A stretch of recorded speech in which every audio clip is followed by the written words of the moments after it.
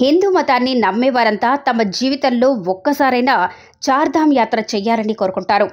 ద్వాదశ జ్యోతిర్లింగాల్లో ఒకటైన బద్రీనాథ్ ఆలయాన్ని ఖచ్చితంగా దర్శించుకోవాలని కోరుకుంటారు.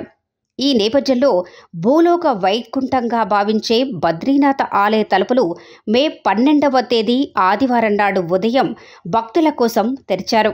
ఈ సమయంలో బద్రీనాథ్ ధామ్ ఆలయం మొత్తం దాదాపు 15 క్వింటాళ్ల పూలతో అలంకరించారు. చినుకులు కురుస్తున్నప్పటికీ బద్రీనాథ్ భక్తులు స్వామివారిని దర్శించుకోవటానికి పోటెత్తారు. బద్రీనాథుడిని శ్రీ మహావిష్ణువు రెండో నివాసమని కూడా అంటారు. అందుకే దీన్ని రెండో వైకుంఠం అని పిలుస్తారు. పురాణాల ప్రకారం సత్యయుగం వరకు భక్తులందరూ ఇక్కడ విష్ణుమూర్తి దర్శనం పొందుతారు. త్రేతాయుగంలో దేవతలు, ఋషులు మాత్రమే శ్రీహరి దర్శనం చేసుకునేవారు.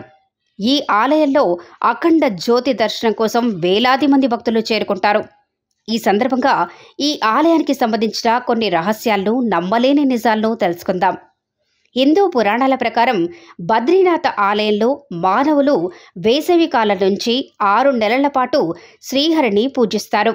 ఆ తర్వాత శీతాకాలం నుంచి 6 నెలల పాటు దేవతలను పూజిస్తారని చాలామంది నమ్ముతారు. దేవతలకు ప్రతినిధిగా నారదముని పూజిస్తారు. ఆలయ తలుపులు మూసి ఉన్నప్పుడు నారదుడు అఖండ జ్యోతిని వెలిగిస్తుంటారని పురాణాల్లో పేర్కొనబడింది. బద్రీనాథ్ ఆలయ తలుపులు తెరిచినప్పుడు అక్కడ వెలిగించే అఖండ జ్యోతి దర్శనానికి ఎంతో ప్రాముఖ్యత ఉంది. ఈ సమయంలో అతీంద్రియ కాంతిని చూసేందుకు భక్తులు పోటెత్తుతారు. ఈ అఖండ జ్యోతిని, అతీంద్రియ వెలుగును చూసిన వారికి పాపం నుంచి విముక్తి లభించి మోక్షంలో భాగమవుతారని నమ్ముతారు.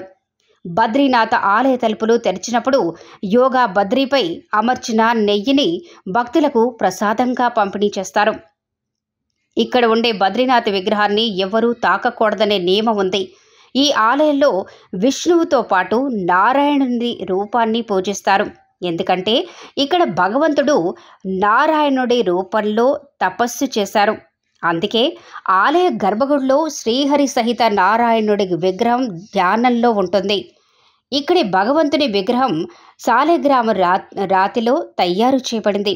ఇది 1 మీటర్ ఎత్తులో ఉంటుంది. బద్రీనాథ్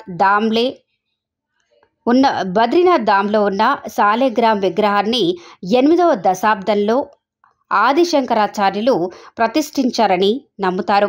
మన దేశంలోని ప్రసిద్ధ వైష్ణవ క్షేత్రాల్లో ఒకటైన బద్రీనాథ్ ఆలయం ఉత్తరాఖండ్ రాష్ట్రంలోని అలకనందా నది తీరాన నారాయణ అనే 2 పర్వతాల మధ్య ఉంది. ఈ ఆలయంలో దక్షిణ భారతంలోని పూజారులు స్వామివారికి ప్రత్యేక పూజలు చేస్తారు.